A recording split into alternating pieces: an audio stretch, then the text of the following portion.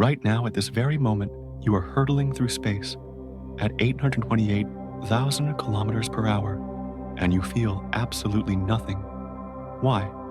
Because the entire solar system is orbiting together around the center of the Milky Way. Your chair, your room, the Earth beneath you, the moon, the sun, all of it moving as one through the cosmic dark. We are passengers on a galactic carousel, and tonight we're going to see exactly where we sit on this immense spinning ride. Let's start with the structure. If you could somehow step outside and look back at the Milky Way, from a distance you would see a flattened disk, a spiral of stars stretching 100,000 light years from edge to edge. But here's what makes it remarkable. Compared to that immense width, the disk is only about 1,000 light years thick.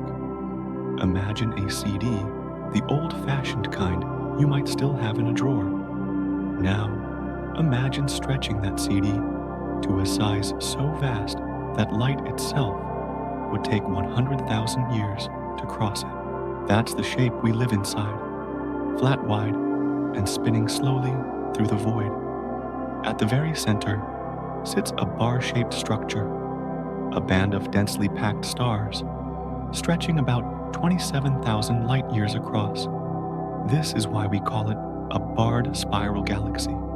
From the two ends of this bar, 4 major spiral arms curl outward like elegant ribbons: the Perseus arm, the Sagittarius arm, the Scutum Centaurus arm, and the Norma arm. These arms aren't solid structures.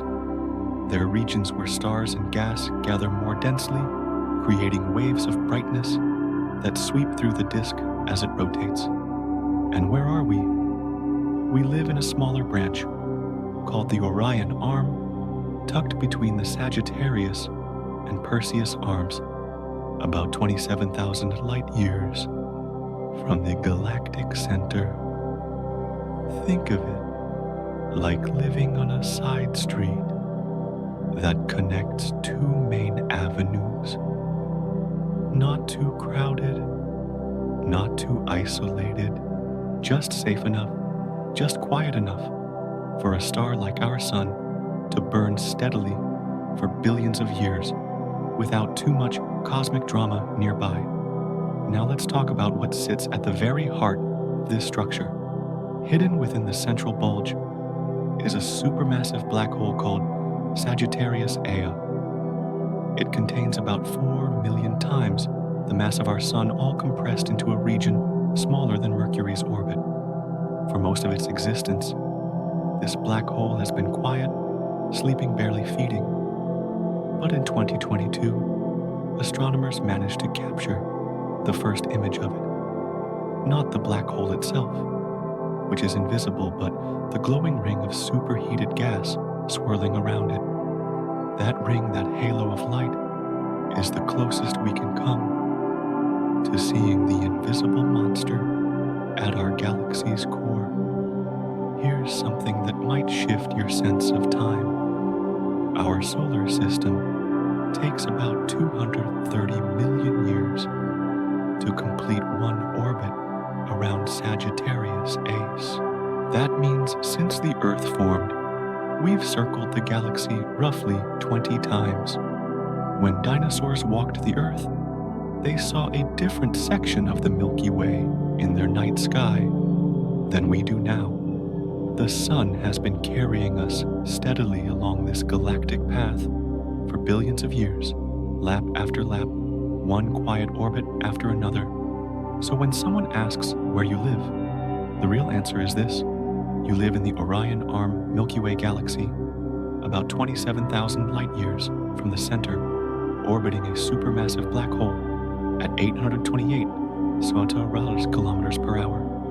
That's your address in the cosmos. Not just Earth, not just the solar system, but a specific location within a spiral disk 100,000 light years wide, part of a structure so vast it takes light itself 100 millennia to cross.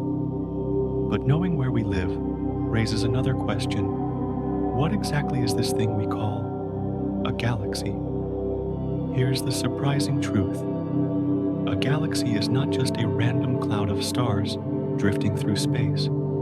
It's a family bound together by gravity. Let's break it down into three essential components. First, the stars. Between 200 and 400 billion of them in the Milky Way alone. These are the visible part, the lights scattered across the night sky. Some are young and blue, burning hot and fierce. Others are old and red, fading slowly into darkness. Each one is a sun, many with planets of their own, all held together in orbit by the invisible pull of gravity. Without gravity, they would scatter into the void.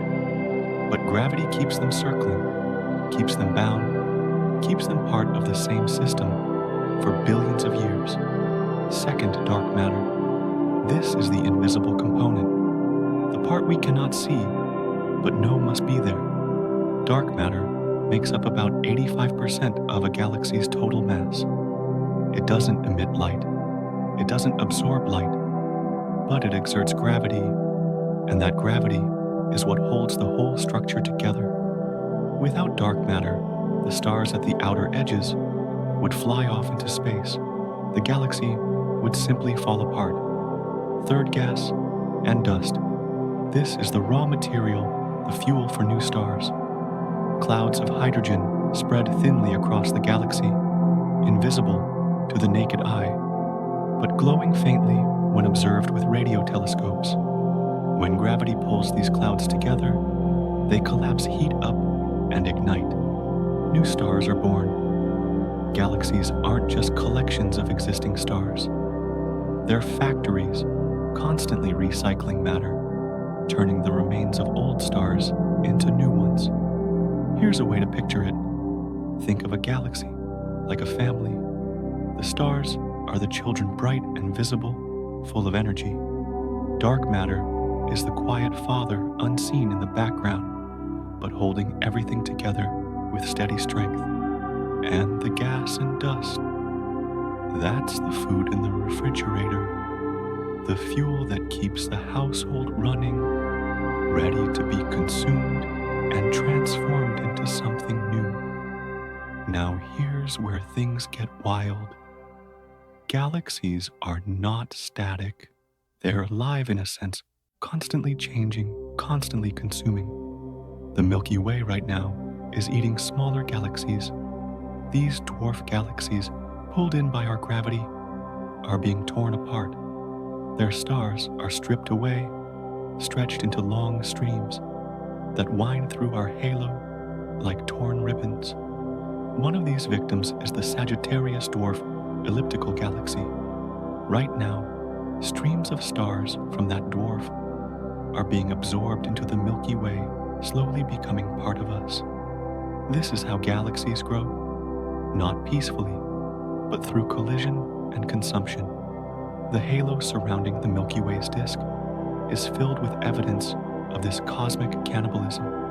Ancient stars, globular clusters, stellar streams, all remnants of smaller galaxies devoured long ago.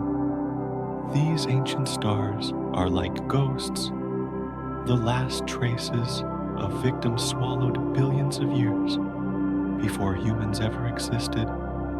It's worth pausing here to recognize how recent this understanding is. Just 100 years ago, in the 1920s, astronomers were still debating whether other galaxies even existed. Some thought the fuzzy spiral shapes, visible through telescopes, were just clouds of gas inside the Milky Way. Others argued they were separate island universes, far beyond our own. The debate was settled by Edwin Hubble, who measured the distances to these spirals and proved they were far outside our galaxy, entire systems in their own right. Before that moment, the Milky Way was thought to be the entire universe. Everything visible, every star, every cloud was assumed to be part of one single system. Hubble's discovery shattered that view. Suddenly, the Milky Way was just one galaxy among many, and as telescopes improved, that number exploded from dozens to millions to billions. The universe we now understand is filled with galaxies. This story will gradually expand your view from one galaxy out to thousands of billions. But first, we must understand our home. It's like knowing your own house before you can understand the neighborhood. You can't appreciate the vastness of the universe until you know the structure of the place you live. So when you think of the word galaxy, now think of it as a place, a home for stars, a cradle for new light, a balance of gravity and motion, of visible and invisible matter. It's not just something to look at through a telescope. It's the actual environment in which every star we know, including our sun, exists. Now that we know what a galaxy is, let's turn to a more detailed picture. What does the Milky Way actually look like, and where does it end? If you could somehow leave the Milky Way behind and drift far enough away to see it in full, what would you actually see? You would see a pinwheel, a flattened disk of stars glowing softly against the darkness, spiral arms curving outward in elegant arcs. From above, the Milky Way looks like a giant sunflower, slowly rotating its petals, made of light stretching across 100,000 light years of space. At the very center sits the bulge, a rounded, glowing heart, packed with old yellowish stars. These are ancient suns, some nearly as old as the galaxy itself, crowded together in a dense sphere. From this bulge extends the bar, a straight band of stars, cutting across the center, about 27,000 light years long. This bar is not just decoration. It channels gas and stars inward and outward, shaping the flow of matter through the galaxy, influencing where new stars form and where old ones gather. From the two ends of the bar, the spiral arms unfurl. These arms are not rigid structures, but density waves regions, where stars and gas pile up temporarily as they orbit. Imagine cars slowing down in heavy traffic on a highway. The traffic jam moves along the road, even though individual cars pass through it. The spiral arms work the same way. Stars drift in and out, but the arms themselves persist, giving the galaxy its characteristic shape. Along these arms run dark lanes, streaks of dust that block the light from stars behind them. These dust lanes are not empty. They are thick with material, the raw ingredients for future stars.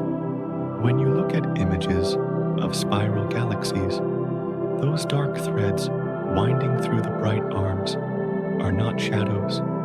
They are nurseries, places where gravity is pulling matter together, where stars are about to be born. From above, the Milky Way looks like a cosmic sunflower slowly spinning, but that's only half the picture. Surrounding the bright disk is the halo, a faint, roughly spherical cloud of stars and matter extending far beyond the visible spiral.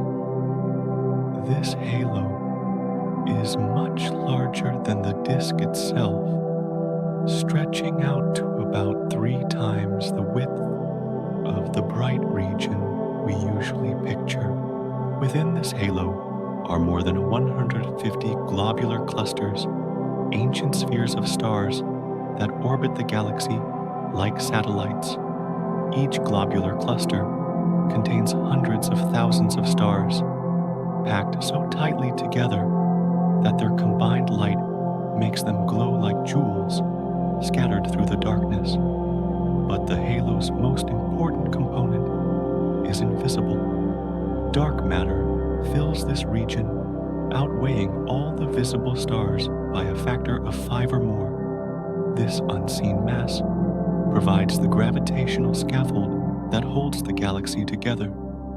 Without it, the disk would fly apart. The halo is the hidden foundation, the invisible architecture supporting everything we can see. Now here's something remarkable that astronomers have discovered recently. The disk is not perfectly smooth. There are ripples in it, waves running through the plane of stars, like wrinkles in a bed sheet. These ripples were caused by collisions with smaller galaxies 2 or 3 billion years ago.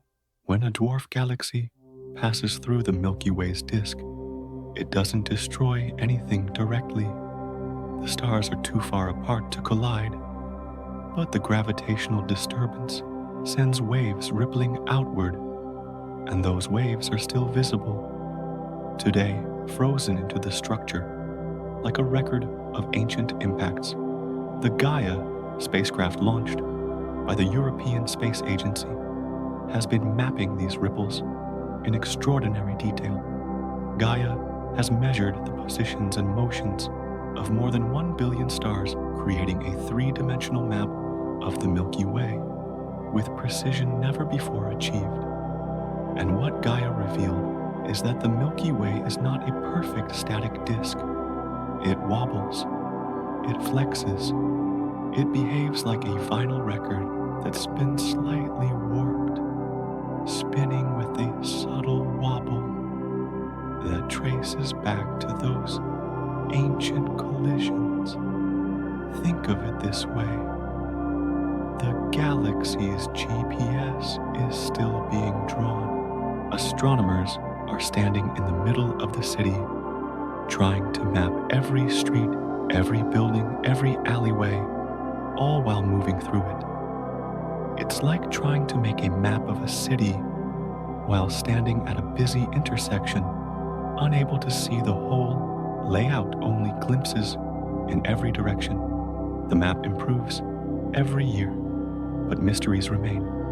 The far edges of the halo are still poorly understood.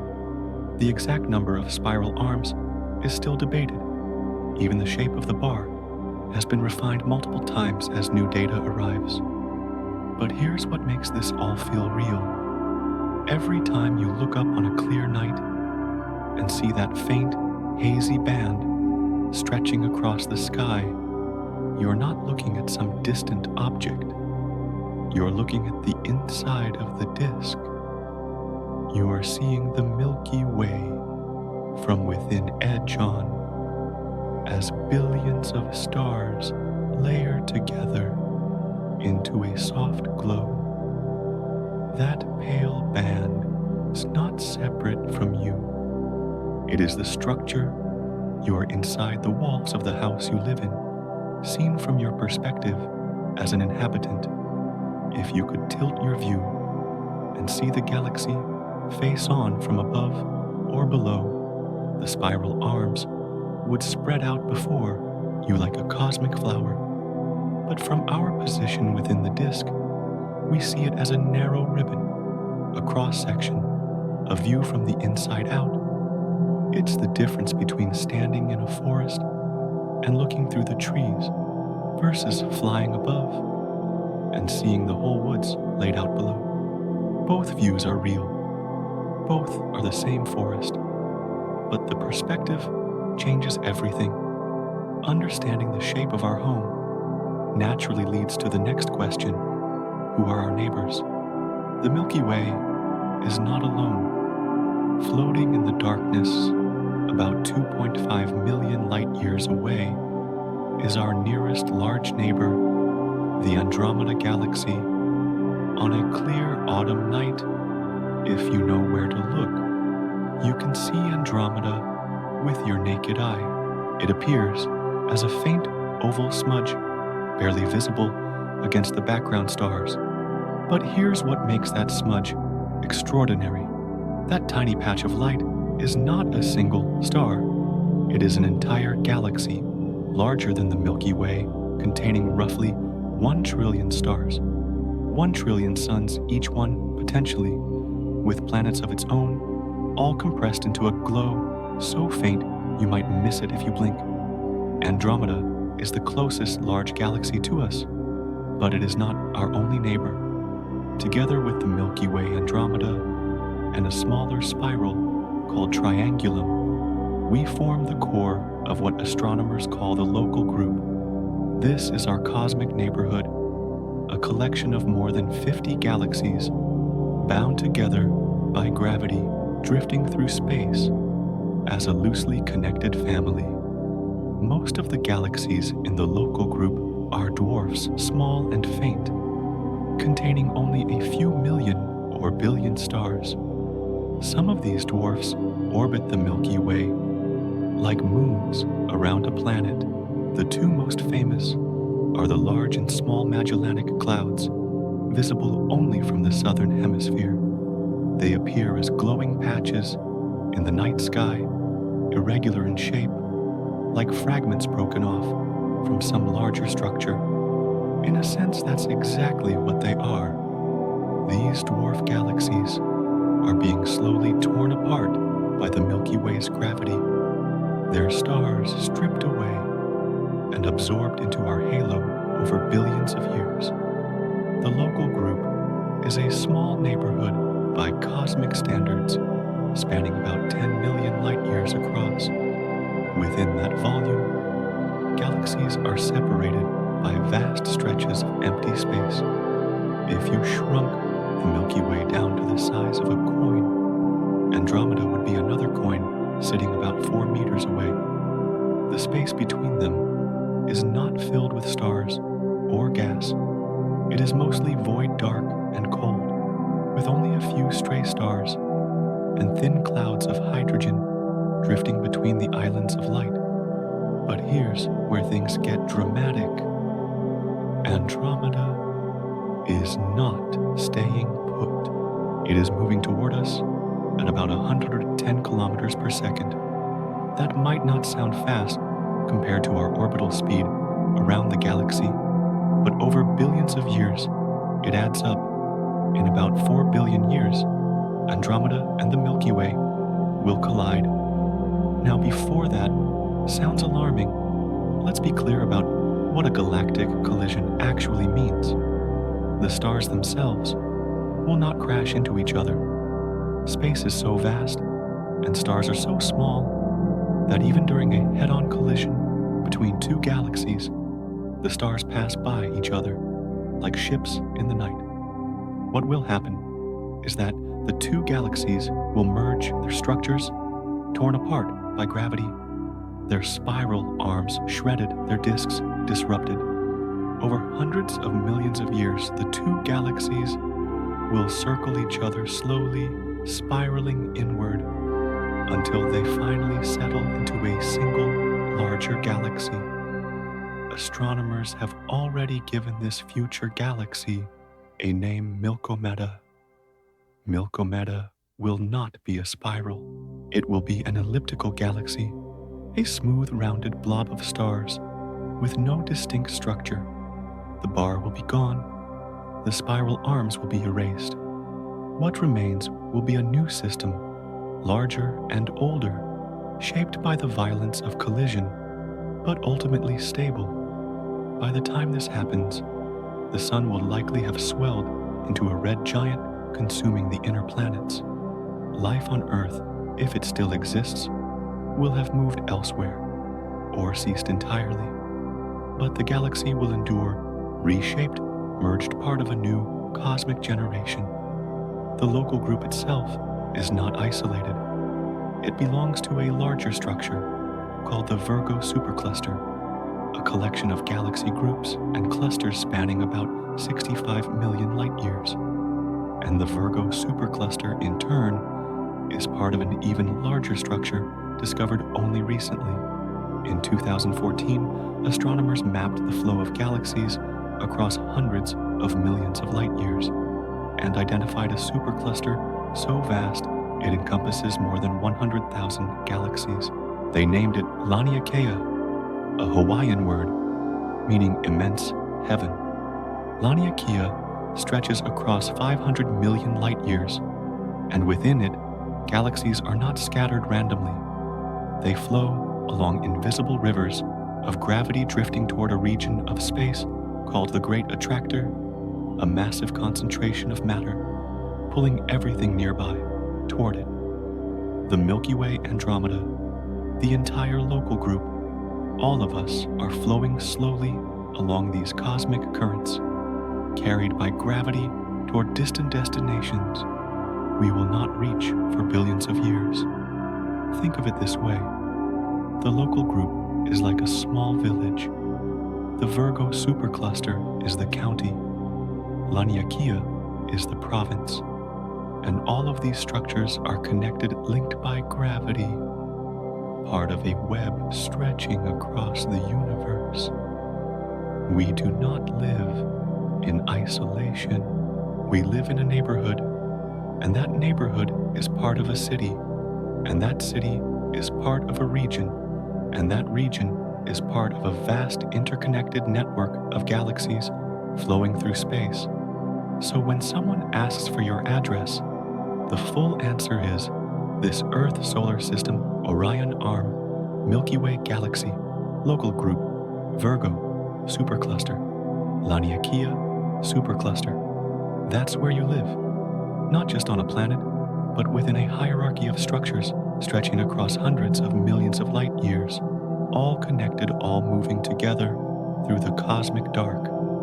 And this is only the beginning, because the local group, vast as it is just one small cluster in a universe filled with thousands of billions of galaxies, each one a home to stars, each one part of the same immense tapestry. Now comes a question that sounds simple, but reveals just how vast our home truly is.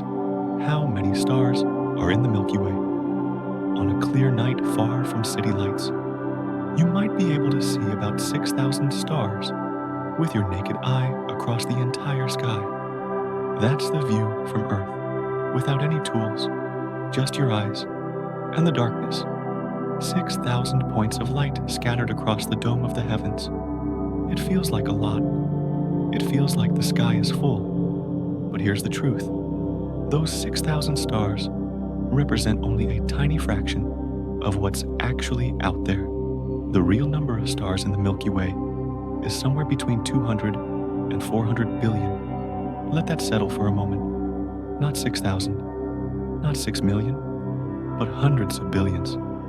If you tried to count them one by one, spending just 1 second per star, it would take you more than 10,000 years to finish. And that's if you never stopped to sleep, eat, or rest. The Milky Way contains more stars than there are grains of sand on all the beaches of a small country. More stars than there are words spoken by every human who has ever lived. So, how do astronomers arrive at this number? They can't count every star individually. That's impossible. Instead, they use two main methods.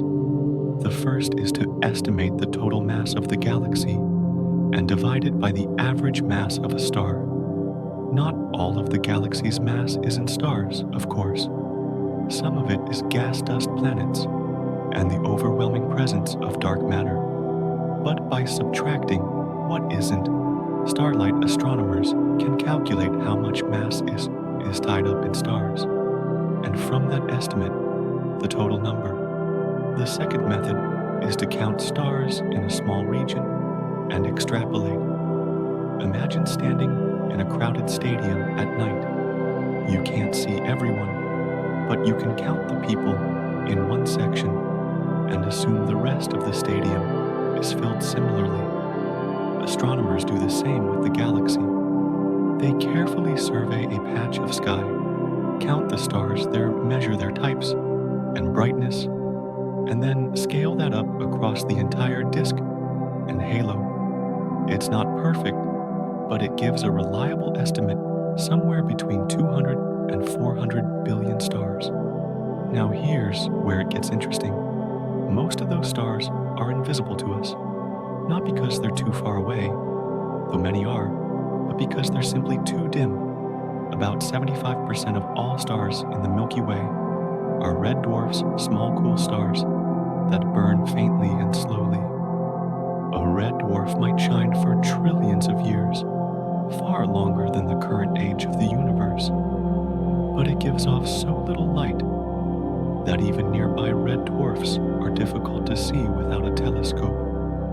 They are the quiet majority, the background hum of the galaxy, unseen but ever present. On the other end of the spectrum are the bright stars, the ones that dominate our night sky. These brilliant giants and supergiants, stars dozens or hundreds of times more massive than the Sun, make up only about 0.1% of the total stellar population. But because they shine so intensely, they are what we notice. Think of it like a party with 1,000 people. 10 of them are wearing glowing neon jackets, and the other 990 are dressed in black. You'll only see the 10 bright ones, but that doesn't mean the others aren't there. The galaxy is like that party. A few brilliant stars grab all the attention, while the vast majority remain hidden in the shadows. This uneven distribution also means that the galaxy's brightness is deceptive. When we look at images of the Milky Way, we see the bright disk, the glowing arms, the radiant core. But most of the stars are scattered through regions we can't easily see, dim and distant, filling the darkness with a presence that registers only in careful surveys and statistical models. Now, let's turn to an even trickier question. Where does the Milky Way actually end? You might think a galaxy has clear boundaries, like a country on a map or a fence around a yard. But galaxies don't work that way. They don't have edges. They fade. The bright disk, the part we usually picture when we think of the Milky Way, stretches about 100,000 light years across. But beyond that disk, the stars don't suddenly stop.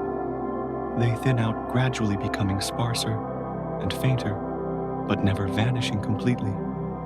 Surrounding the disk is the halo, a roughly spherical region of old stars and globular clusters extending out to about 250,000 light years or more.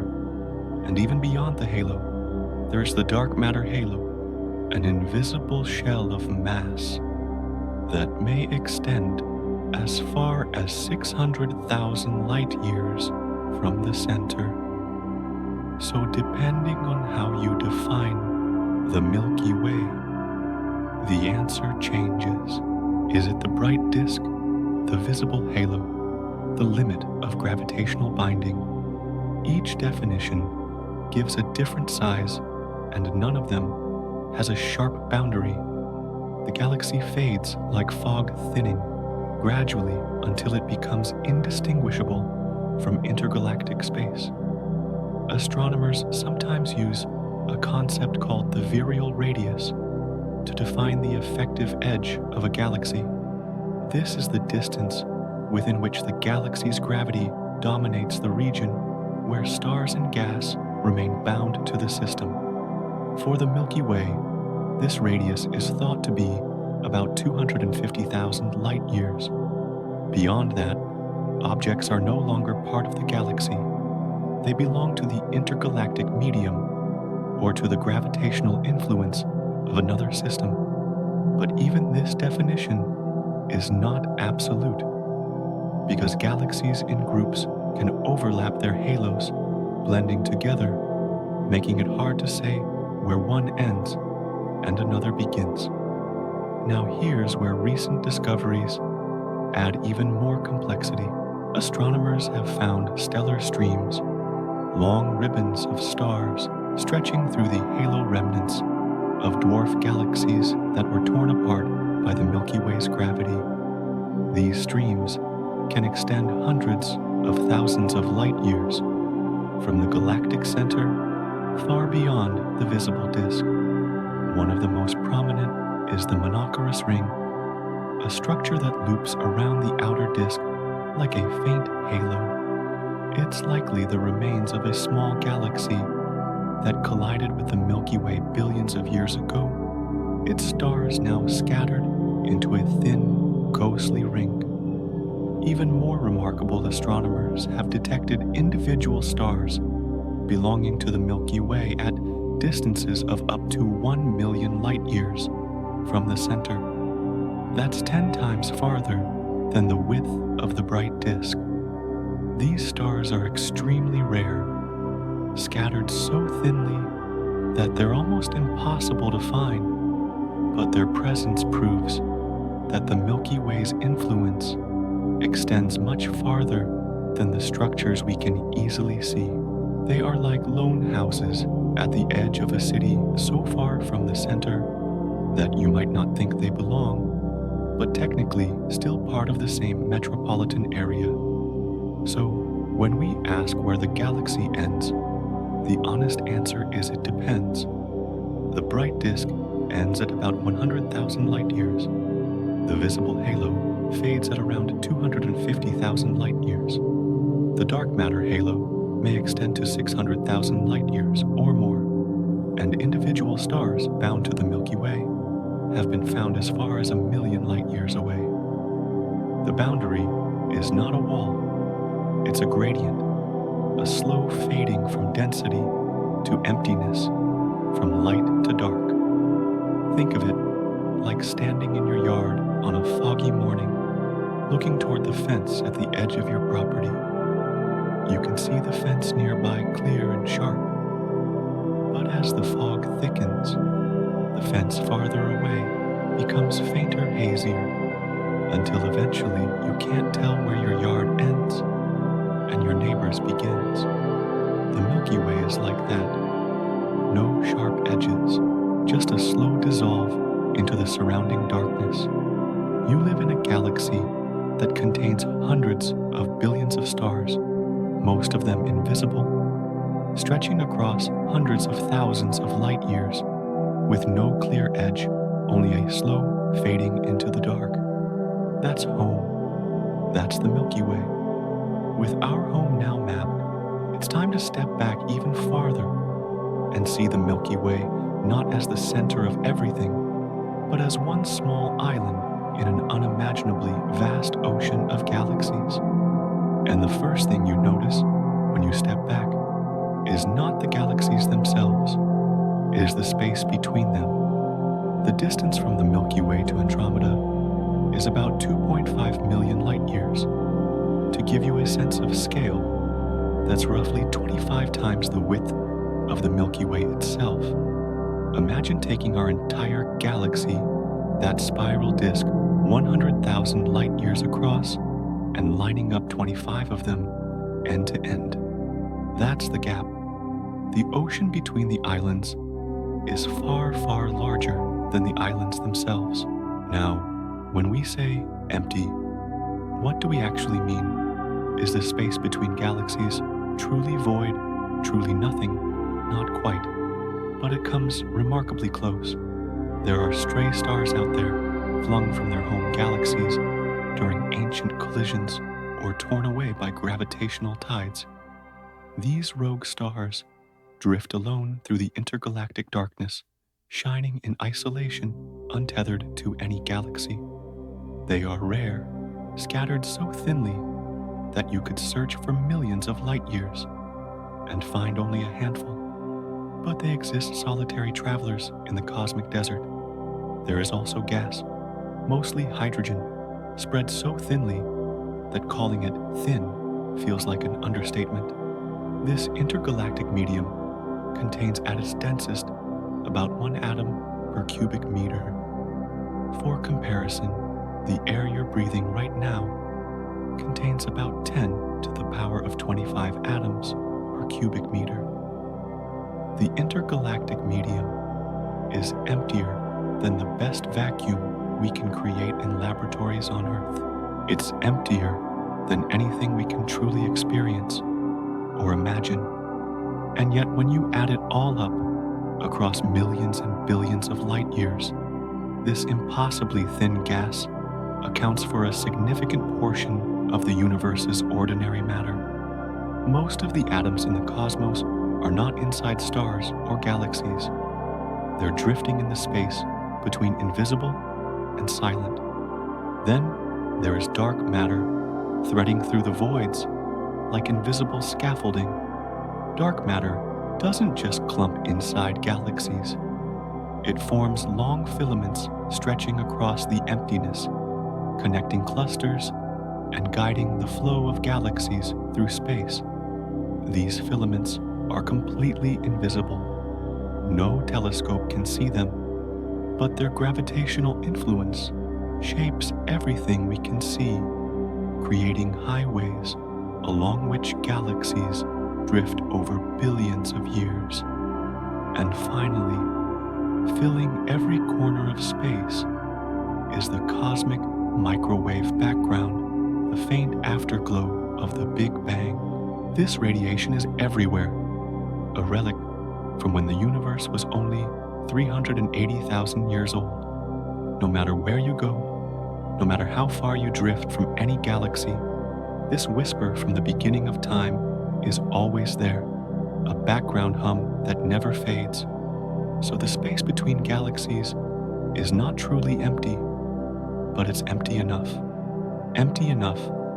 that if you were somehow placed in the middle of the gap between the Milky Way and Andromeda, your view would be profoundly different from what we see on Earth. There would be no Milky Way band stretching overhead, no familiar constellations, just two faint smudges of light, the Milky Way behind you and Andromeda ahead, both so distant they would barely register.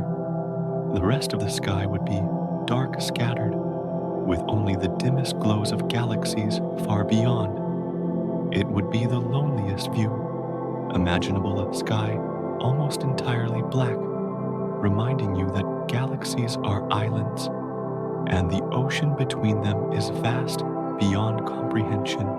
Here's a way to picture the scale that might help. If you shrink the Milky Way down to the size of a dinner plate, about 25 centimeters across, then Andromeda would be another dinner plate sitting roughly 4 meters away. Between those two plates, there would be almost nothing. A few specks of dust representing stray stars, a faint mist representing the intergalactic gas, but mostly just empty air. The plates themselves are dense, packed with matter, but the space between them, that's where the universe really is. Empty, quiet, dark. It's like two cities separated by a desert. You might find a few travelers between them, a scattering of sparse vegetation, maybe the ruins of something ancient, but mostly you find sand and silence. The desert is larger than the cities. The emptiness dominates. That's the universe on its largest scales. Most of it is not filled with galaxies. Most of it is gap void, the space between. This is worth sitting with for a moment because it challenges a natural assumption. When we look up at the night sky, especially on a clear, dark night, the sky feels full. Stars everywhere. The glow of the Milky Way stretching overhead. It seems crowded, abundant, overflowing with light. But that impression is an illusion of perspective. You're inside a galaxy surrounded by hundreds of billions of stars. And so, of course, the sky appears full. But zoom out, step back, leave the island, and look at the ocean as a whole. Suddenly, the picture inverts. The fullness becomes tiny pockets. The emptiness becomes the dominant feature. The universe is not a sea of galaxies. It's a sea of emptiness with galaxies scattered through it like ships on a vast, dark ocean. And here's the thing that might surprise you. The gaps between galaxies are not barriers. They're not walls separating one island from another. They're part of the story. They give the galaxies their context. Without the emptiness, the light would have no contrast. Without the silence, the brightness would have no meaning. The voids are not the absence of the universe. They are the canvas on which the universe is painted. So the next time you look at the night sky, try to remember this. The space between the stars you see is nothing compared to the space between galaxies. The emptiness you can't see is larger, deeper, more dominant than the light you can. And that emptiness is not a flaw or a failure.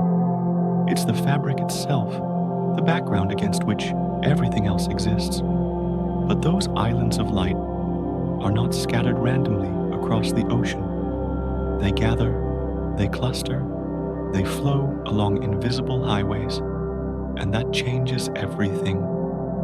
Galaxies do not drift alone. They gather into groups, clusters, and superclusters bound together by gravity into structures that stretch across hundreds of millions of light years. This is the hierarchy of the cosmos, a layering of scales that builds from single galaxies all the way up to the largest structures we can observe. Let's start at the bottom and work our way up. At the smallest level are individual galaxies like the Milky Way. Bring a few dozen of these together, and you have a galaxy group like our local group with its 50-some members. Groups are loose, spread out over a few million light years, with galaxies orbiting each other slowly, sometimes merging over billions of years. Step up one level, and you reach galaxy clusters. These are much larger and much denser, containing hundreds or even thousands of galaxies packed into a relatively compact volume. One of the nearest major clusters is the Virgo cluster, sitting about 65 million light years away. Virgo contains more than 1,300 galaxies, from massive ellipticals to smaller spirals and dwarfs, all orbiting a common center of mass. But here's what makes clusters truly remarkable. The galaxies are not just floating in empty space. They're swimming in a pool of hot gas, heated to millions of degrees by the gravitational energy of the cluster itself. This gas is so hot, it glows in X-rays, invisible to our eyes, but detectable by space telescopes. And here's the surprise: the mass of this hot gas outweighs all the stars in all the galaxies in the cluster combined. What we see, the bright galaxies, is only a fraction of what's actually there. The invisible gas is the bulk of the ordinary matter, with dark matter making up even more. Clusters are not static. They're dynamic, evolving systems. Galaxies within them move at high speeds, sometimes colliding their gas stripped away by the hot intercluster medium as they plow through it. Over billions of years, clusters grow by absorbing smaller groups, pulling them in, tearing them apart, and incorporating their galaxies. It's a slow, gravitational cannibalism, much like the Milky Way, consuming dwarf galaxies, but on a much larger scale. Now, step up one more level, and you reach superclusters. These are collections of galaxy clusters, enormous structures that can contain 100,000 galaxies, or more, stretching across hundreds of millions of light years. For decades, astronomers thought the Virgo cluster and our local group were part of a structure called the Virgo supercluster. But in 2014, a new map revealed something even more immense. By tracking the motions of thousands of galaxies, astronomers discovered that Virgo, the local group, and many neighboring clusters are all part of a single coherent structure. They named it Laniakea, a Hawaiian word meaning immeasurable heaven. Laniakea stretches 500 million light years across, and contains roughly 100,000 galaxies. That's the scale of our cosmic province. 500 million light years, 100,000 galaxies, and we, the Milky Way, are just one small member on the outer edge. But Laniakea is not just a collection of galaxies sitting still. It's a flow. Galaxies within it are moving, drifting along invisible rivers carved by gravity. They're being pulled toward a massive concentration of matter called the Great Attractor, hidden behind the plane of the Milky Way.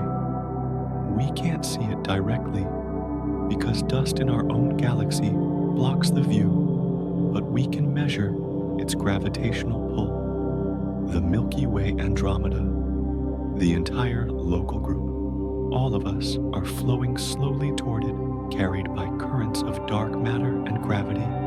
We won't arrive for billions of years, but the motion is real, steady, inevitable. These flows are part of something even larger, the cosmic web. When astronomers map millions of galaxies across the sky, a striking pattern emerges. Galaxies are not spread evenly through space. They line up along filaments, long threads of matter, stretching hundreds of millions of light years.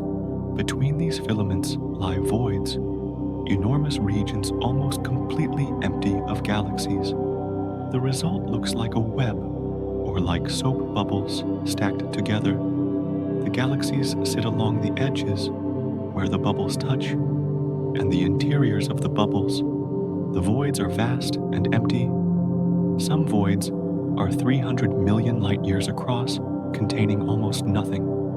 Most of the universe's volume is not filled with galaxies. It's filled with voids. The cosmic web is sparse, a delicate lattice with more emptiness than substance. This structure is not random. It's shaped by dark matter, the invisible mass that outweighs everything we can see. Dark matter forms the skeleton of the web, creating gravitational wells where galaxies gather and highways along which they flow. The cosmic web is the architecture of the universe, the framework on which all visible matter is arranged. Think of it like this. Your full address in the cosmos is not just Earth or the Milky Way. It's a hierarchy. You live on Earth in the solar system, in the Orion Arm, in the Milky Way, in the local group in the Virgo supercluster, in Laniakea, on a filament of the cosmic web. Each level is larger than the last, each one adding context, connecting you to something vaster. It's like living in a house, on a street, in a neighborhood, in a city, in a province, in a country. Each layer is real. Each one matters. The Milky Way is your house. The local group is your neighborhood. Virgo is your city. Laniakea is your province. And the cosmic web is the entire landscape, the structure that holds everything together. Now that we've seen the structure, the question becomes, how do we measure it? How do we know these distances? And how do we map something so immense? Now that we've seen the structure, the clusters, the superclusters, and the cosmic web, a natural question arises. How do we know any of this? How do astronomers measure distances so vast that light itself takes millions or billions of years to cross them? How can we say with confidence that the Virgo cluster is 65 million light years away, or that Laniakea stretches 500 million light years across? The answer is both elegant and ingenious. Astronomers use what's called the cosmic distance ladder, a series of methods that build on each other, each one extending our reach a little farther into the universe.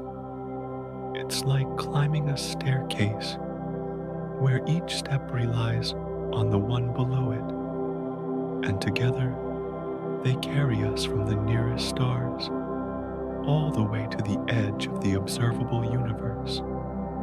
Let's start at the bottom rung, With the most direct method, we have parallax.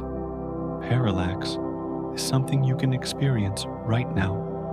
Hold your finger up in front of your face and look at it with one eye, then the other. Notice how your finger seems to jump against the background. That apparent shift is parallax, caused by changing your point of view. Astronomers use the same principle to measure the distance to nearby stars by observing a star at different times of the year.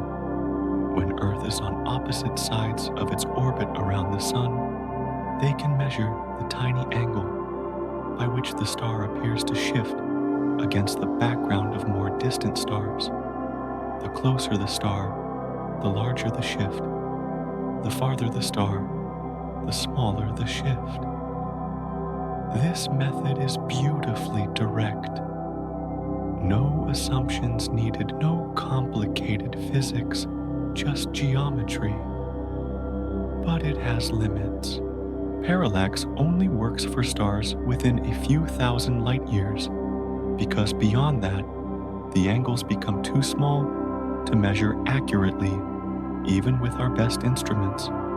For decades, astronomers could measure parallax for only the nearest few hundred stars. But in recent years, the Gaia spacecraft has revolutionized this. Gaia has measured the positions and parallax of more than 1 billion stars with extraordinary precision, creating a three-dimensional map of the Milky Way. That's the foundation, the first solid rung of the ladder. But a few thousand light years is nothing compared to the distances between galaxies, so we need to climb higher. The next rung is Cepheid variable stars. Cepheids are a special type of star that pulsates brightening and dimming in a regular rhythm. And here's the key, the period of that pulsation, how long it takes to go from bright to dim and back again, is directly related to the star's true luminosity, its intrinsic brightness. A cepheid that pulses slowly is much brighter than one that pulses quickly. This relationship was discovered in the early 20th century by Henrietta Leavitt, and it changed everything. Why? Because if you know a star's true brightness and you measure how bright it appears, from Earth you can calculate how far away it must be. It's like seeing a light bulb in the distance. If you know it's a 100-watt bulb and it looks dim, you know it must be far away. If it looks bright, it must be close. Cepheids are cosmic light bulbs with their wattage written on them. By observing cepheids in nearby galaxies, astronomers can measure distances out to about 100 million light years. This was the method Edwin Hubble used in the 1920s to prove that Andromeda was a separate galaxy, not a nebula inside the Milky Way. It was the discovery that expanded the universe. But even cepheids have their limits. Beyond 100 million light years, individual stars become too faint to see even cepheids. So, we need another rung. Enter type Ia supernovae. A type Ia supernova is the explosion of a white dwarf star that has accumulated too much mass from a companion. When the white dwarf reaches a critical threshold, about 1.4 times the mass of the Sun, it detonates in a thermonuclear explosion so bright it can briefly outshine an entire galaxy. And here's the crucial part. Because all type Ia supernovae reach roughly the same peak brightness, they act as standard candles, cosmic beacons with a known luminosity. By measuring how bright a supernova appears, astronomers can calculate its distance, even if it's billions of light years away. Type Ia supernovae are rare. In any given galaxy, one might occur only once every few hundred years. But the universe is so vast, filled with so many galaxies, that astronomers detect dozens of them every year. By studying these explosions, they can measure distances across billions of light years. In fact, it was the study of distant type USA supernovae in the 1990s that led to one of the most surprising discoveries in modern cosmology. The universe's expansion is accelerating, driven by something called dark energy. The supernovae were fainter than expected, which meant they were farther away than expected, which meant the universe had expanded more than predicted. That discovery earned a Nobel Prize and reshaped our understanding of the cosmos. But even supernovae can only take us so far. At the greatest distances, even these brilliant explosions become too faint and too rare. So, for the farthest reaches of the universe, we turn to a different method entirely redshift. Redshift is based on the expansion of the universe itself. As space expands, it stretches the light traveling through it, shifting it toward longer, redder wavelengths. The farther away a galaxy is, the more the universe has expanded since its light left, and the more redshifted its light becomes. By measuring the redshift of a galaxy's spectrum, astronomers can estimate its distance. This method works across the entire observable universe, from nearby galaxies all the way out to the most distant objects we can detect. Galaxies so far away, their light has been traveling for more than 13 billion years. Redshift is not perfect. Local motions can add noise. Galaxies don't just move with the expansion, they also move through space pulled by gravity, and that motion affects their redshift, but on large scales. Across billions of light years, the expansion dominates, and redshift becomes a reliable measure of distance. Now here's something remarkable that adds yet another tool to the ladder: gravitational lensing. When light from a distant galaxy passes near a massive object, like a galaxy cluster, the gravity of that object bends the light, distorting and magnifying the image. Sometimes a single distant galaxy appears multiple times stretched into arcs or rings around the lensing cluster. By analyzing the shape and degree of distortion, astronomers can measure both the mass of the foreground object and the distance to the background galaxy. Gravitational lensing also reveals the distribution of dark matter, because dark matter, though invisible, still bends light through its gravity. It's a way of seeing the unseeable mapping, the invisible scaffolding of the universe. So let's step back and see the whole ladder. At the bottom, parallax measures distances out to a few thousand light years. Above that, C-feeds extend the reach to 100 million light years. Type Ia supernovae carry us to billions of light years. Redshift takes us to the edge of the observable universe, and gravitational lensing adds precision and reveals hidden mass along the way.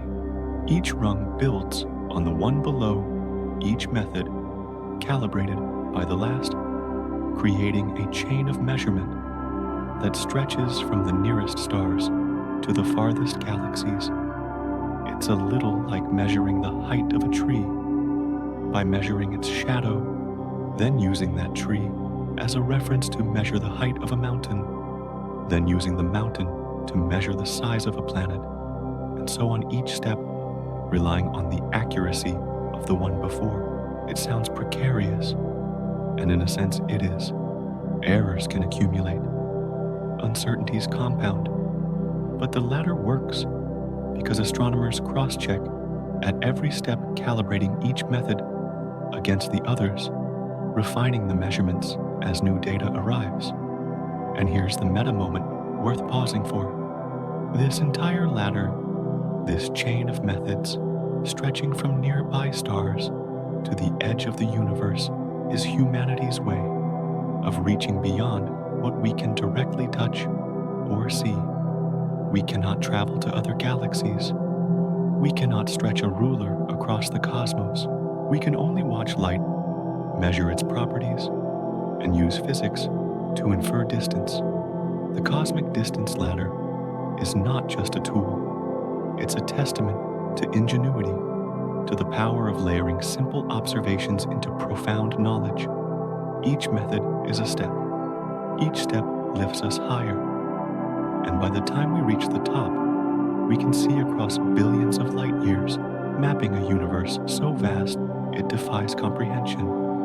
So when astronomers tell you that a galaxy is 500 million light years away, or that the observable universe is 93 billion light years across, know that those numbers come from this ladder, from parallax to Cepheids, to supernovae to redshift, each rung carefully measured, each step verified, until the immeasurable becomes measurable. And when we climb to the very top of that ladder, when we use every method at our disposal and look as far as light allows, what do we see? At the top of the cosmic distance ladder, when we've used every tool we have and looked as far as light can carry us, we arrive at something both extraordinary and humbling: the observable universe. The observable universe is not the entire universe. It's the portion we can see, the region from which light has had time to reach us since the Big Bang. And that portion is vast beyond words. The diameter of the observable universe is about 93 billion light years. Let that number settle for a moment. Not 93 million, not 93,000, 93 billion light years. Light traveling at 300,000 kilometers per second would take 93 billion years to cross from one side to the other if it could travel in a straight line without interruption. That's the size of the bubble. We live inside the sphere of space from which light has reached us. But here's something that might seem confusing at first. The universe is only about 13.8 billion years old. So, how can the observable universe be 93 billion light years across? Shouldn't it be only 27.6 billion light years, twice the age of the universe? The answer lies in expansion. While light has been traveling toward us for 13.8 billion years, the space through which it traveled has been expanding the entire time. The galaxies that emitted the light we see today have been carried farther away by that expansion. So the light travel time is 13.8 billion years, but the actual current distance to those galaxies is much greater, about 46.5 billion light years in any direction, giving a total diameter of 93 billion light years. Now, what's inside this bubble galaxies? Lots of them. The current estimate, based on deep surveys and statistical modeling, is about 2 trillion galaxies within the observable universe. 2 trillion. That's 2,000 billion. If every person on Earth had a responsibility for a few hundred galaxies, we'd cover them all. Each of those galaxies contains, on average, hundreds of billions of stars. Multiply it out, and the total number of stars in the observable universe is around 10 to the power of 24. That's a 1, followed by 24 zeros, a number so large it loses meaning except to remind us that the universe is not just vast, it's overflowing. And here's something remarkable: that number 2 trillion galaxies has changed over time. In the 1990s, astronomers estimated there might be 100 to 200 billion galaxies in the observable universe. By the early 2000s, that number had grown to a few hundred billion. Then in 2016, a team analyzing data from the Hubble Space Telescope revised the estimate upward dramatically to about 2 trillion. Why the change? because many galaxies are faint, small dwarf galaxies that are difficult to detect. As instruments improve, as surveys go deeper, the count rises, and even 2 trillion may not be the final number. There may be more hidden in the dimmest reaches waiting to be found. One of the most famous glimpses of this abundance is the Hubble Ultra Deep Field. In 2003 and 2004, astronomers pointed the Hubble Space Telescope at a tiny patch of sky, a region so small it would be covered by a grain of sand held at arm's length. They collected light over many days, exposing the image for a total of about 11 days, letting the faintest photons accumulate. What they found was astonishing. In that tiny patch, there were nearly 10,000 galaxies. 10,000 galaxies in a speck of sky. Multiply that across the entire sky, and you begin to see why the total reaches trillions. The James Webb Space Telescope, launched in 2021, has pushed even deeper. Webb can see an infrared detecting light that has been stretched by the universe's expansion into wavelengths invisible to Hubble. This allows Webb to observe galaxies that formed only a few 100 million years after the Big Bang, galaxies so young and so distant that their light has been traveling for more than 13 billion years. These are some of the first galaxies ever formed, and their discovery is reshaping our understanding of how galaxies grow and evolve. But here's the thing that defines the observable universe. It has an edge, a horizon beyond which we cannot see. That horizon is not a physical boundary. It's a limit set by time and light. The universe is 13.8 billion years old. Light travels at a finite speed, so there is a maximum distance from which light could have reached us. Beyond that distance, light simply hasn't had time to arrive. We cannot see it, not because it's too faint or too far, but because the photons are still on their way, or in some cases will never arrive. That horizon is marked by the cosmic microwave background, the faint glow of radiation left over from about 380,000 years after the Big Bang. Before that moment, the universe was too hot and dense for light to travel freely. It was opaque, filled with a plasma that scattered photons endlessly. But when the universe cooled enough for atoms to form, light was released, and it has been traveling through space ever since. That light, now stretched into microwave wavelengths, is the oldest light we can see. It is the edge of the observable universe, the wall beyond which direct observation ends. Here's another remarkable fact. Every observer has their own observable universe. If you were in a galaxy 10 billion light years away, you would also see a bubble 93 billion light years across, but its contents would be different. Some galaxies visible to us would be invisible to you, and vice versa. The observable universe is not a fixed structure. It's a horizon that depends on where you stand. It's like standing in the middle of a foggy field. You can see a circle around you, but someone standing a mile away sees a different circle. The field is the same, but the view is personal. Think of it like this. You're standing in the middle of dense fog that extends in every direction. You can see about 50 meters around you in all directions. That's your visible bubble. Someone else standing 100 meters away also sees a 50-meter bubble around them, but their bubble overlaps with yours, only partially. The fog itself is everywhere, but what you can see depends on where you stand. The observable universe is like that. The universe extends far beyond what we can see, but our view is limited by the speed of light. and the age of the cosmos. And this raises a profound point. Observable does not mean all. The observable universe is only the part we can detect. Beyond it, the universe almost certainly continues.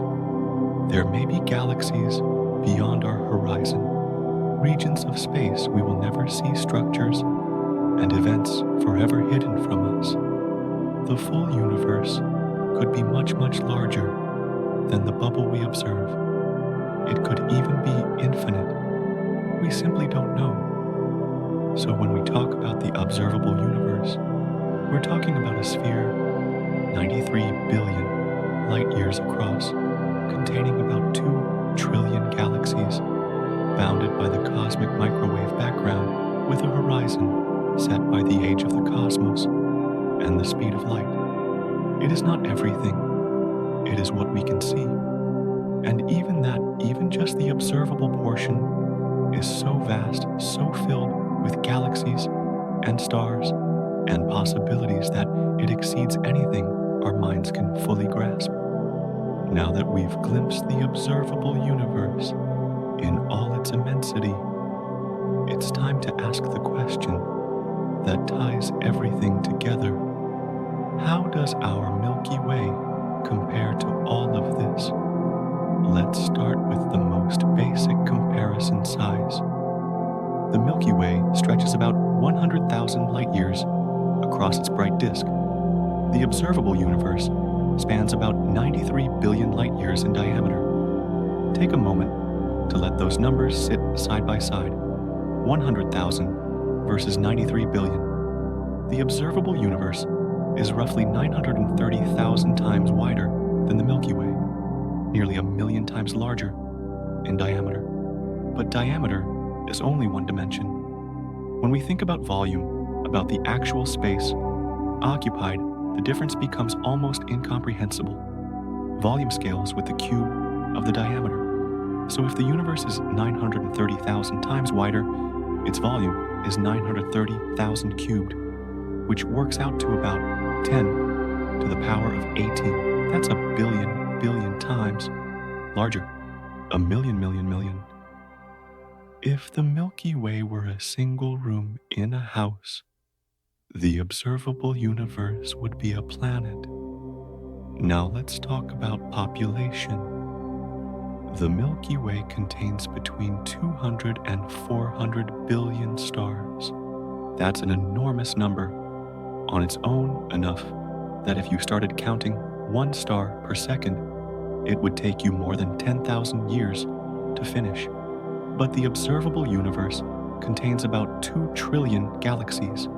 If we assume each galaxy has on average 100 billion stars, that gives us a total of about 10 to the power of 24 stars. That's a septillion, a 1 followed by 24 zeros.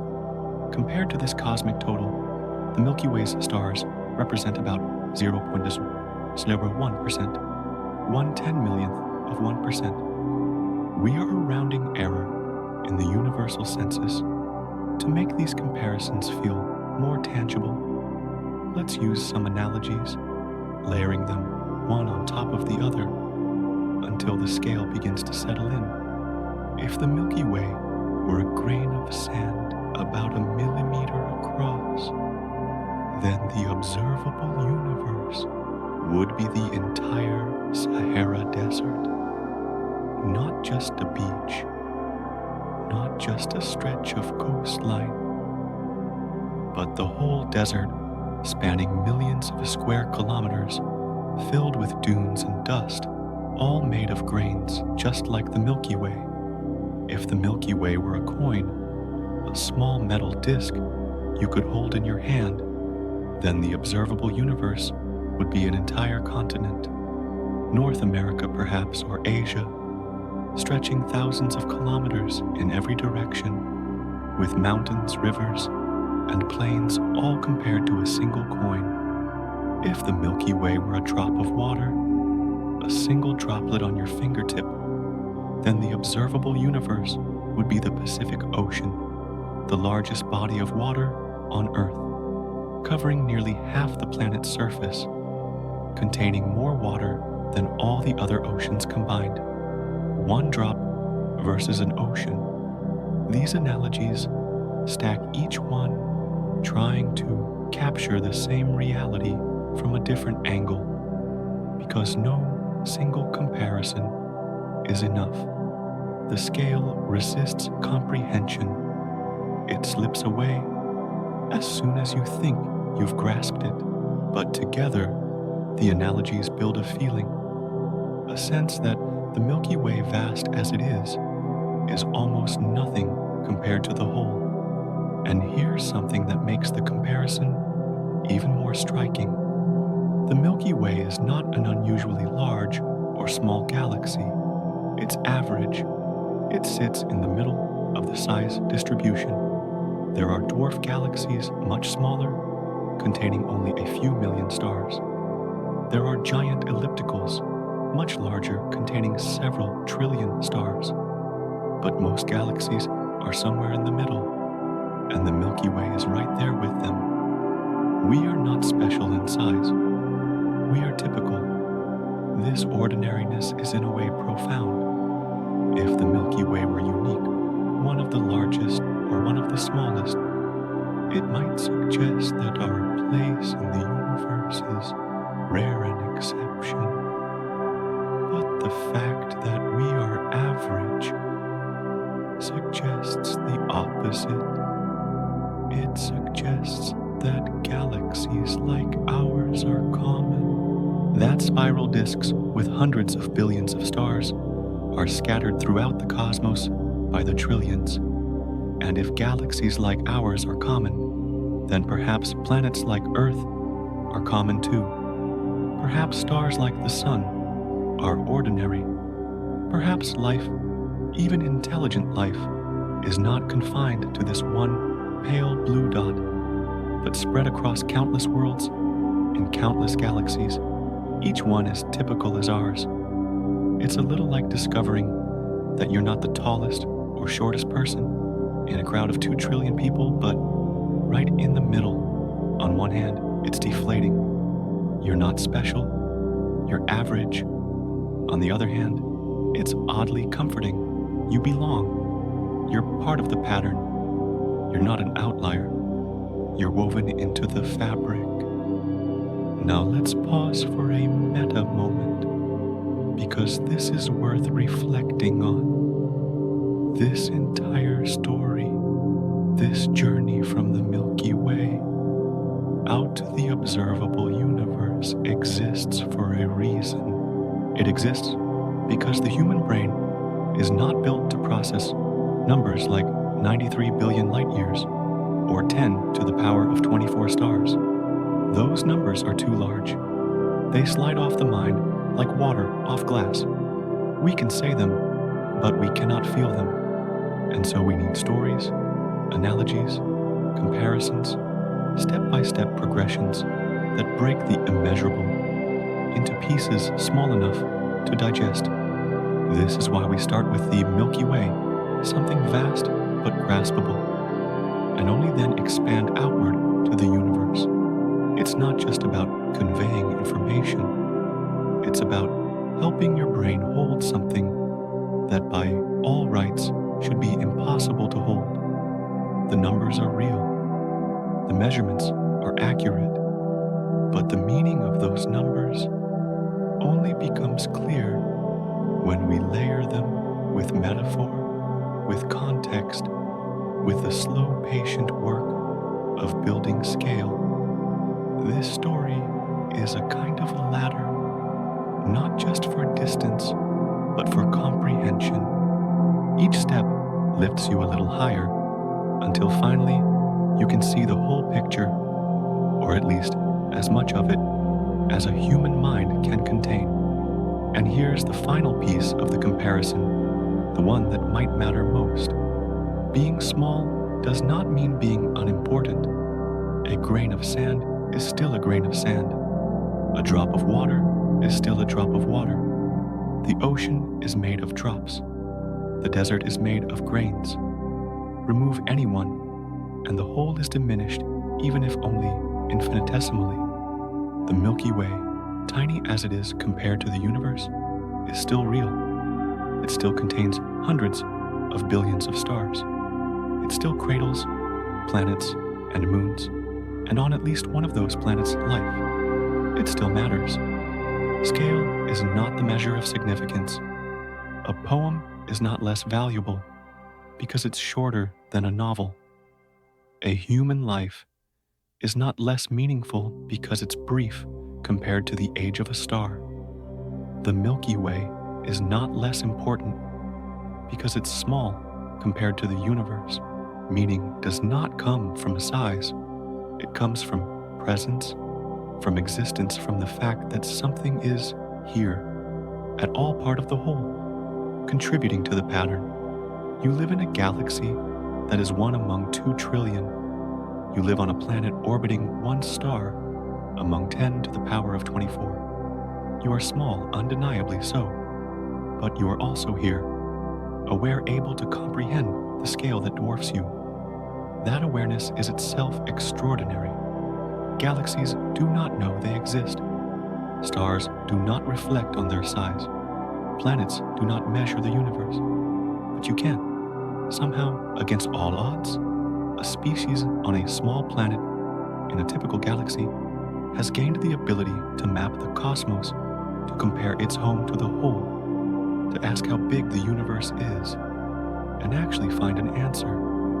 That capacity is rare, perhaps even unique, in our corner of the universe.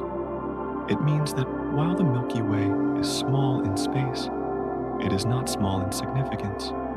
It is the place where at least once the universe became aware of itself, where matter organized into minds capable of wonder, where the immeasurable became, if not fully measured, at least glimpsed. So yes, the Milky Way is a grain of sand compared to the Sahara, a coin compared to a continent, a drop compared to the Pacific. But it is our grain, our coin, our drop. And knowing that feeling, that understanding both the vastness of the universe and the smallness of our place within it is not diminishing. It's grounding. It puts us in context. It reminds us that we are part of something far larger than ourselves, and that being part of it is enough. The comparison between the Milky Way and the universe is not meant to make you feel insignificant. It's meant to show you the full picture, to give you perspective, to let you see the ocean and the drop at the same time, and to recognize that both are real, both matter and both are connected. The universe is vast, yes, but the Milky Way is home, and home, no matter how small, is always meaningful. And with that perspective in place, with the Milky Way situated within the vastness of the observable universe, we're ready for the final step to ask what all of this means, and where we as humans fit into this immense cosmic ocean. One way to think about galaxies, perhaps the most natural way, is as islands. Islands of light in an ocean of darkness. Each galaxy is a self-contained world, separated from its neighbors by vast stretches of emptiness, yet part of the same cosmic archipelago. The metaphor works because galaxies, like islands, are ecosystems. They are not just collections of stars sitting passively in space. They are active living systems, in a sense constantly recycling matter, transforming the old into the new. When a massive star dies, it explodes as a supernova, scattering heavy elements, carbon, oxygen, iron, nitrogen, across the surrounding space.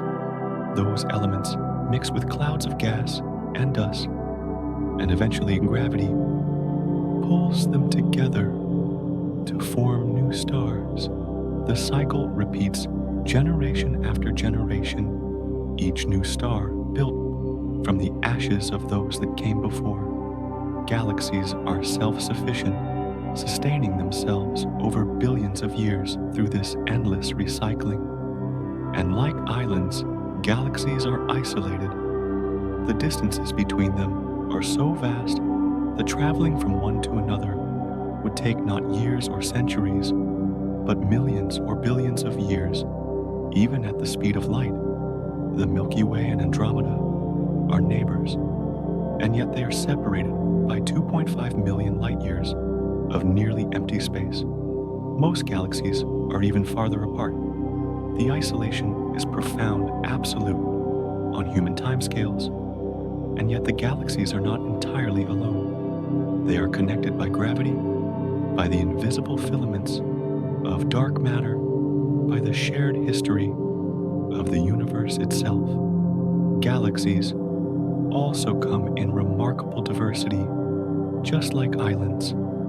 Some are spirals, elegant disks, with graceful arms curving outward. Others are ellipticals, smooth and rounded, lacking structure, filled with old stars that have long since stopped forming.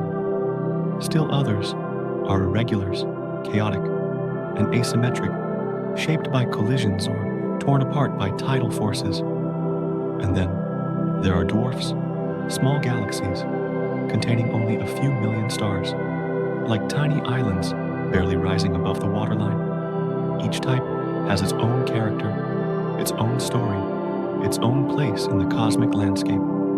But galaxies, unlike most islands on Earth, can collide and merge.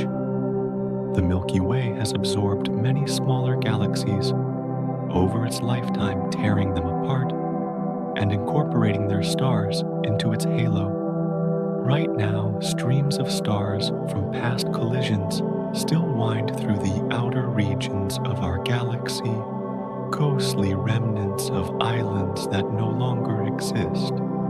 And in about 4 billion years, the Milky Way will merge with Andromeda, the two islands combining into a single larger system.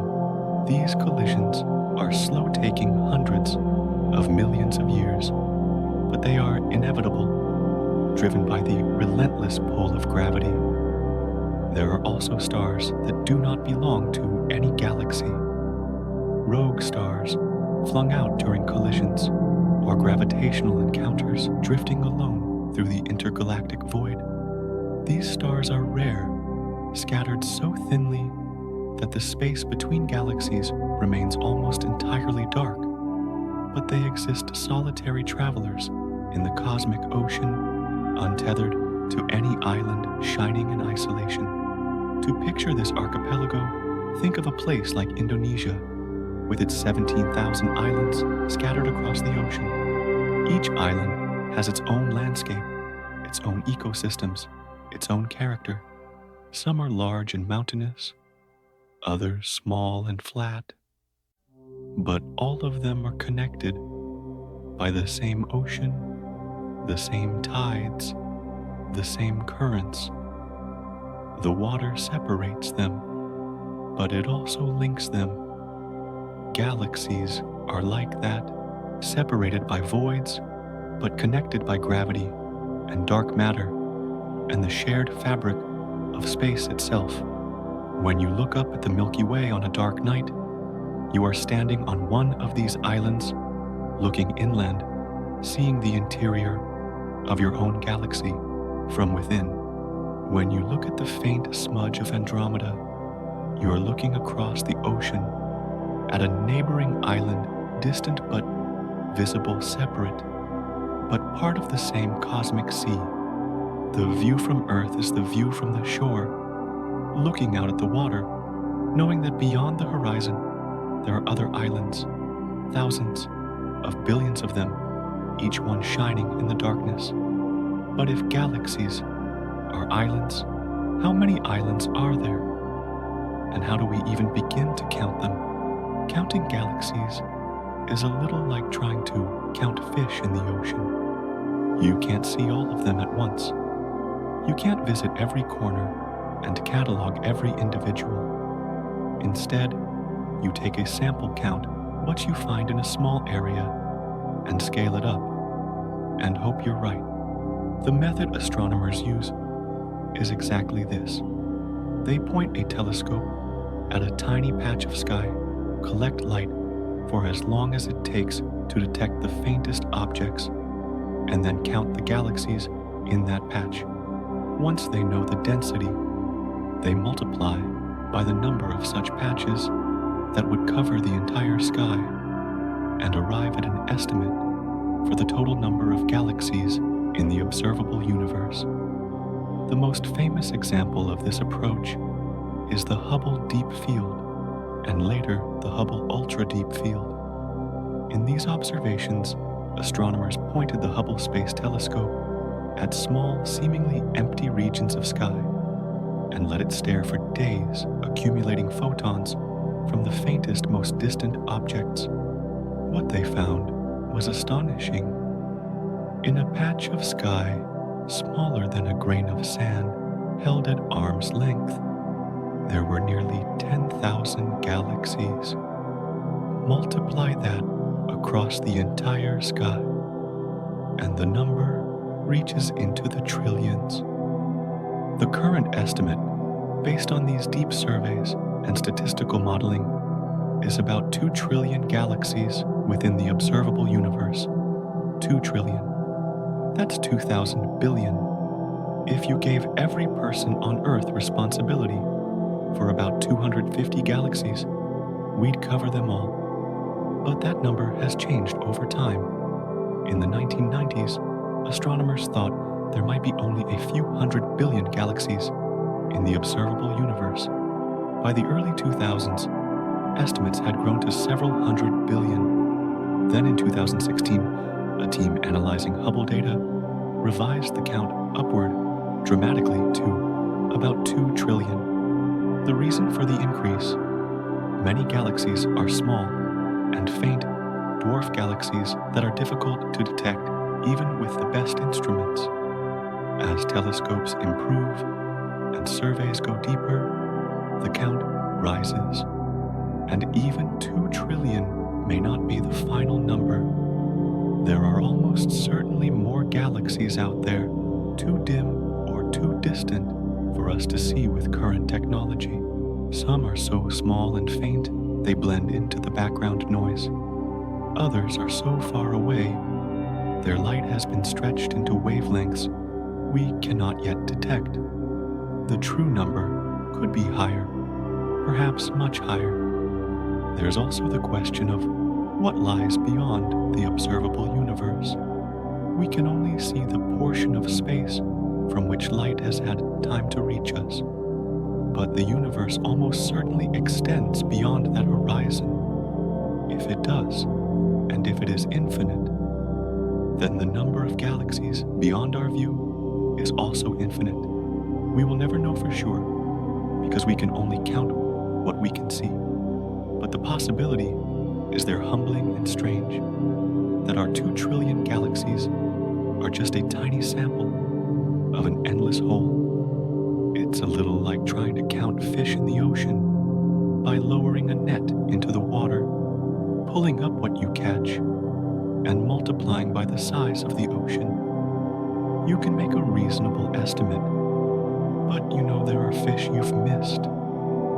Fish too deep, too fast, too rare, and if the ocean extends beyond the horizon into regions you cannot explore, the total could be far larger than your calculation suggests. Here's a way to make 2 trillion feel a little more tangible. If every person on Earth, all 8 billion of us, were responsible for 250 galaxies, we'd cover them all. That's your share. 250 entire galaxies, each one containing hundreds of billions of stars, each one a system as vast and complex as the Milky Way. That's the abundance we're talking about. The universe is not sparse, it is overflowing. But knowing there are trillions of galaxies raises another question. Why can we see some, but not others? What defines the edges of our vision? Every time you look at the night sky, you are looking into the past. The light you see left its source long ago and has been traveling through space ever since, carrying a message from another time. The moon you see is the moon as it was 1 second ago, the sun as it was 8 minutes ago, Andromeda as it was 2.5 million years ago. The farther you look, the deeper into the past you see. This is not a metaphor, it is the literal truth. Light travels at a finite speed, about 300,000 kilometers per second, and while that is unimaginably fast, by human standards, it is not instantaneous. Light takes time to cross the distances of space. And so, when we observe distant objects, we are seeing them not as they are now, but as they were when their light began its journey. This fact becomes even more profound when we consider the expansion of the universe. Space itself is stretching, and as it stretches, it pulls galaxies apart. The farther away a galaxy is, the faster it is receding from us, carried by the expansion of space. And as the galaxy moves away, the light it emits is stretched as well, shifted toward longer, redder wavelengths. This is called redshift, and it is one of the most important tools astronomers have for measuring distance and understanding the universe's history. But redshift reveals something else, something unsettling. Because the universe is expanding, and because that expansion is accelerating, driven by a mysterious force called dark energy, there are galaxies that are receding from us faster than the speed of light, not because they are moving through space faster than light, which would violate the laws of physics, but because space itself is expanding so quickly that the distance between us and them grows faster than light can cross it. What does this mean?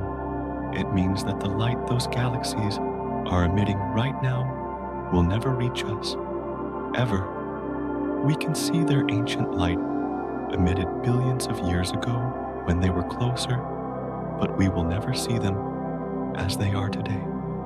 They have crossed a boundary called the event horizon, and they are now forever beyond our reach. This is not science fiction. It is the reality of living in an expanding universe. Over time, as expansion continues, more and more galaxies will slip beyond the event horizon. In the far future, trillions of years from now, the only galaxies still visible from Earth will be the members of our local group, the few dozen galaxies bound closely enough by gravity that expansion cannot pull them apart. Everything else will have faded from view, their light stretched into invisibility, leaving a sky that is dark and empty, with no evidence that the universe was once filled with trillions of galaxies. Think of it like standing on a shore, watching ships sail toward the horizon. At first you can see them clearly, but as they move farther away, they become smaller, fainter, harder to see. Eventually, they slip below the horizon and disappear, not because they cease to exist, but because the curve of the Earth blocks your view.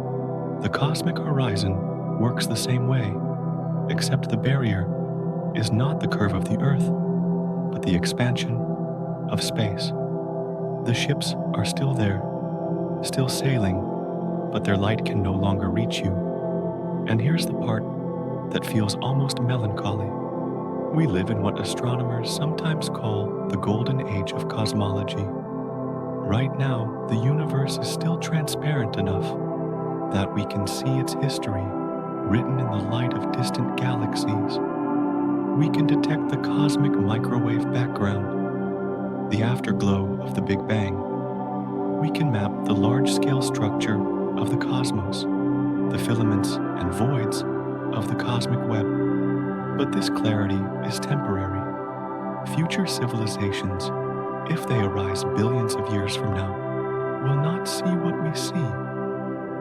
They will inherit a dark universe with no distant galaxies to study, no microwave background to detect no evidence that the cosmos was ever larger or fuller than their local neighborhood.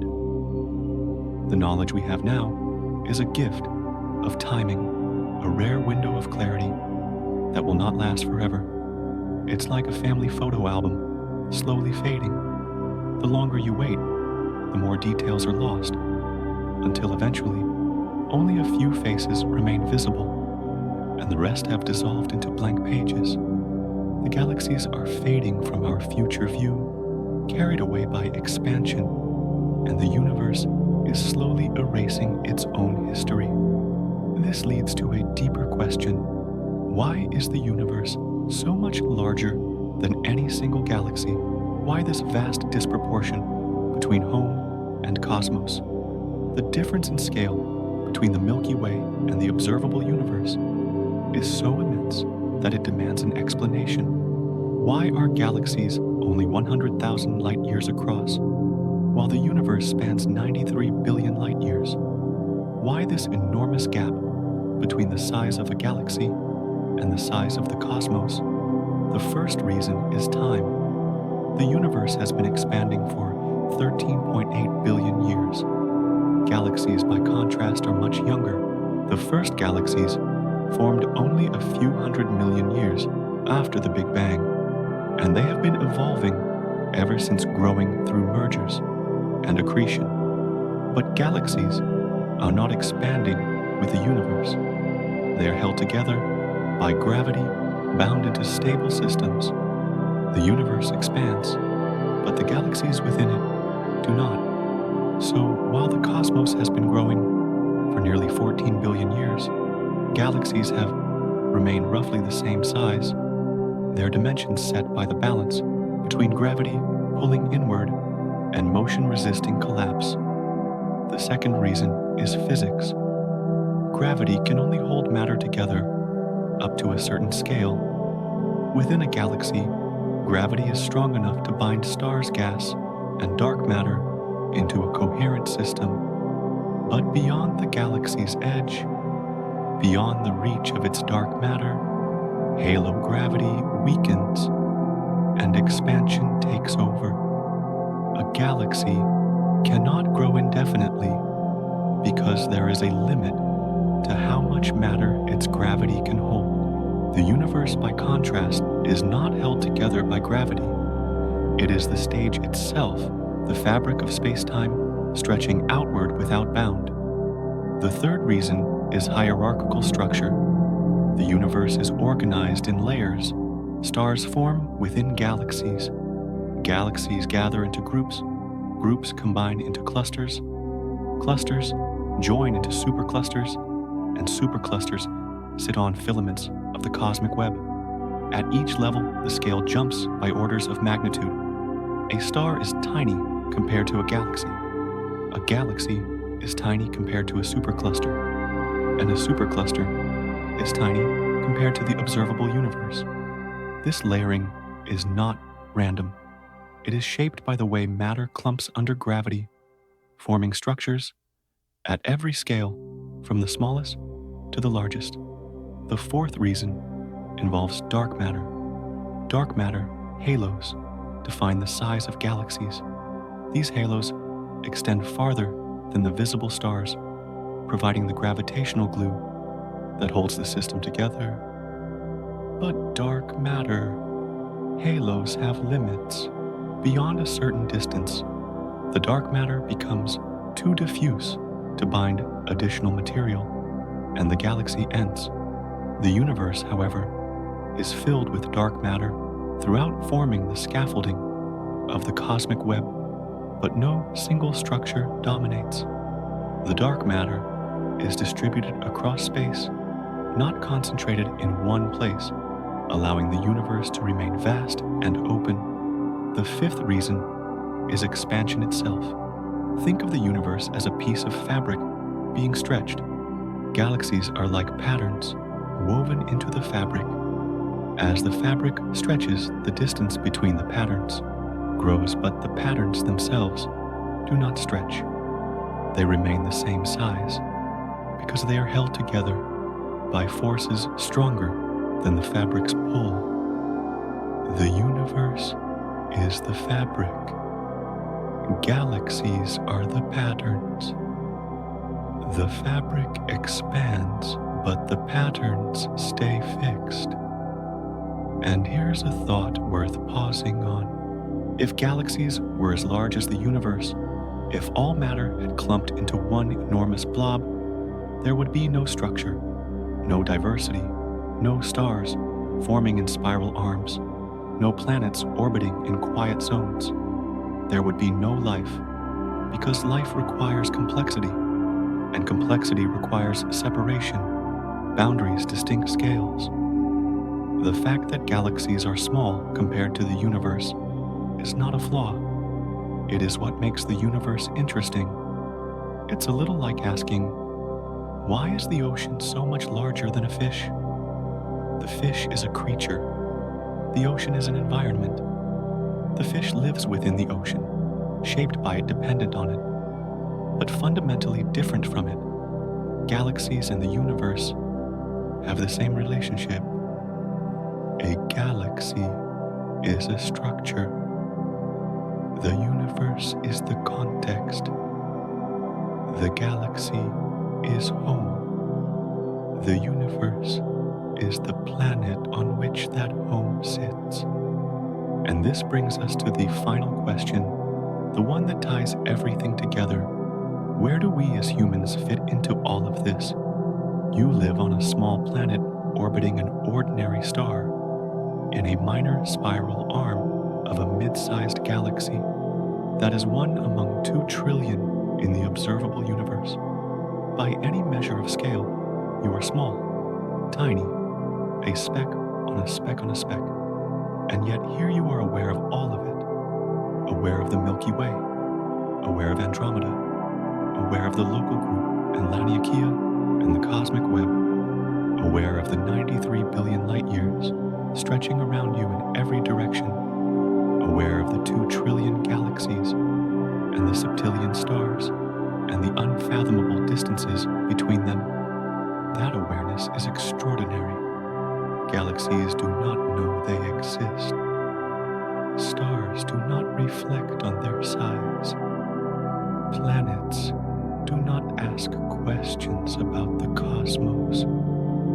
But you do. Somehow, against overwhelming odds, matter organized itself on this one small planet into beings capable of consciousness, capable of curiosity, capable of comprehending the very scale that dwarfs them. Your physical place in the universe is modest. You are located about halfway along a spiral arm in a galaxy that is neither large nor small, in a cluster that is unremarkable, in a supercluster among many. You are not at the center of anything. You are not unique in position. Your temporal place is also modest. Humanity has existed for only a few 100,000 years in a universe that is 13.8 billion years old. You are a young species in an ancient cosmos, a brief flash of awareness in an eon-long story. But your place in consciousness is something else entirely. You are the universe looking at itself. You are matter that has become aware. You are stardust that has learned to ask questions. And that is not modest. That is profound. The atoms in your body were forged in stars. The carbon, the oxygen, the nitrogen, the iron, all of it, was created in nuclear furnaces billions of years ago and scattered across space by supernovae. You are not just in the universe. You are made of the universe. You are physically connected to the stars, not metaphorically, but literally. The connection is real, written into every cell.